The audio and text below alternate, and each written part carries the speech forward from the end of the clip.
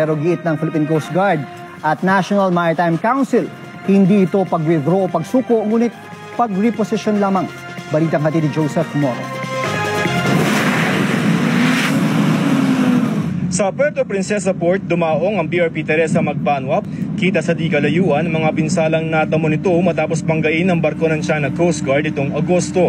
Personal na sinalubong ni na PCG Commandant Admiral Ronnie Hill Gaban, Palawan Coast Guard District Commander Captain Dennis Labay at PCG spokesperson for the West Philippine Sea Commodore J. Tardela ang mga Coast Guard personnel. Itong Abril, pinadala sa Escoda Shoal ang BRP Teresa Magbanwa para magmatyag sa umanay reclamation activities doon ng China na ikinasira umano ng mga bahura.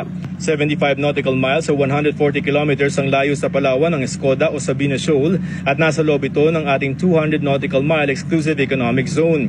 Inaangkin ito ng China at tinatawag na Shanbinjiao. Noong August 31, pinalibutan ng 3 barko ng China Coast Guard, 5 Chinese militia vessels at 2 barko ng People's Liberation Army Navy ang ating barko. Ang isang CCG vessel 3 beses bumangga kaya ang BRP Teresa Magbanwa nabutas.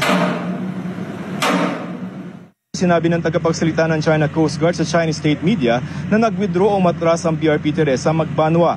Naaayon daw sa batas ang kanilang mahakbang laban sa ating barko at nabigo ang paulit-ulit na tangkang padala nito ng supplies. Pero giit ng Coast Guard at ng National Maritime Council, hindi umatras ang BRP Teresa Magbanwa. Ang pag-uwi ng barko sa Palawan ay hindi rin daw tugon sa panawagan ng China na tanggalin doon ang barko. Hindi tayo nag-withdraw. We reposition the vessel.